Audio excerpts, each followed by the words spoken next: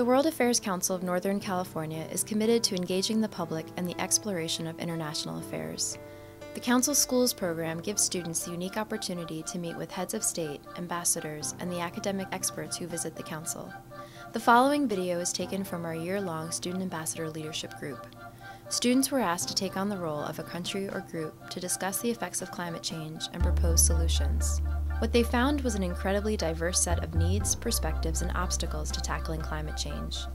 Their solutions only represent a fraction of the answer, but the following presentations by the young leaders demonstrate that they are thinking broadly and are actively engaged in addressing some of the world's most pressing issues.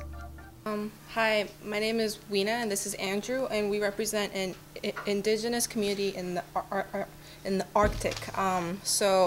And we rely on environment. We rely on the environment for our life, tradition, and basically economic prosperity. So I think we're Group 5. So for years, scientists have believed that the Arctic region would be more affected by global warming than the rest of the world. So while the rest of the world has warmed like 1 degree Fahrenheit, the Arctic has increased temperatures by 4 to 5 degrees since the 1950s, which is a pretty significant gain. And these dramatic changes have impacted our wildlife, our human settlements, infrastructure, and basically our way of life.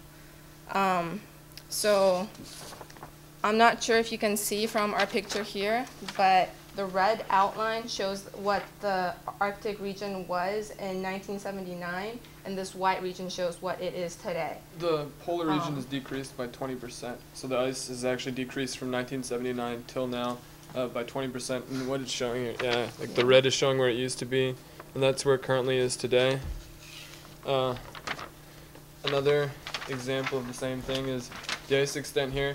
Like, while there may be radical changes that go up and down, which just has to do with temperature changes, there's a general, you can see the general decline that's happening. Although there's, the radical 1997 had a crazy year for ice, but other than that, it's all going downhill.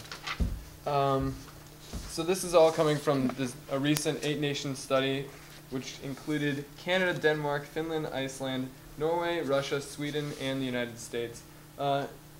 And from what they have deduced in all their evidence, they've found that that CO2 and gas emissions have become clearly by far the dominant factor in what's affecting our changing climate, which is in turn affecting the whole world. Temperature increases in the Arctic area are in the variation, and the seasonal changes are actually 10 times greater than the rest of the world.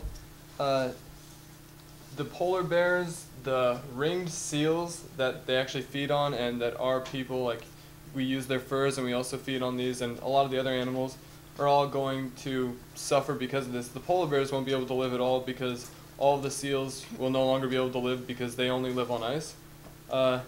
And a lot of our indigenous people in the Arctic region rely on these animals as a food source, and thus, we won't have a food source.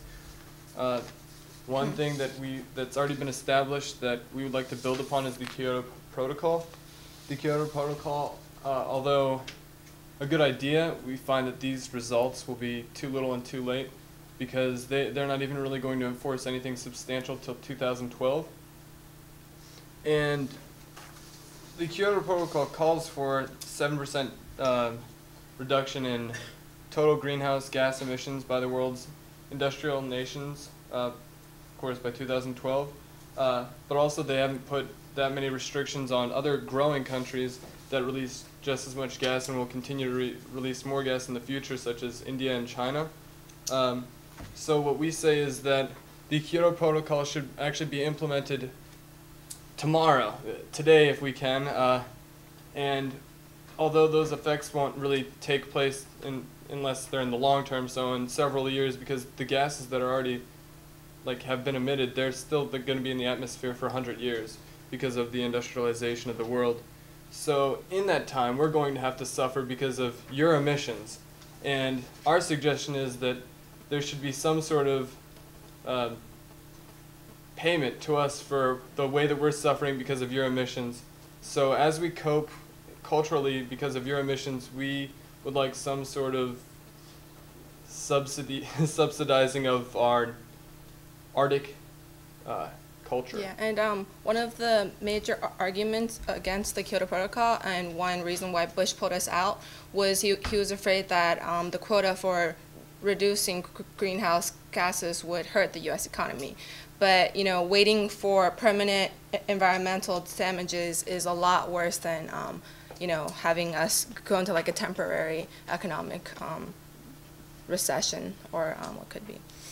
Well, in such conversation, which seems somewhat radical, we'll make it proportional to how many emissions each nation emits. And we don't really need that much. There aren't that many people who live in the Arctic region. All we're asking is that we have some other way to live as we cope for this enormous change that's going to take place in the Arctic region. Any questions? But before we go into questions, another solution that we would like to propose is a tax on, well, one thing that we would like to highlight is that carbon emissions in China, in the US, in Japan, all over the world affect our Arctic region. So we would like to impose, in the US at least, a higher tax on gas. The US gas prices compared to other countries are relatively low. France's gas prices are at $5.50. UK's prices are at $5.80. And the wholesale price for gas is the same all across. It's just that they have a tax to discourage consumption. And if we also discouraged consumption, then we would be lowering our carbon emissions and Helping us, the Arctic helping people. our Arctic people, yes.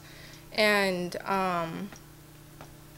I guess another point that we would like to mention is that environmental protection and economic prosperity are not mutually exclusive.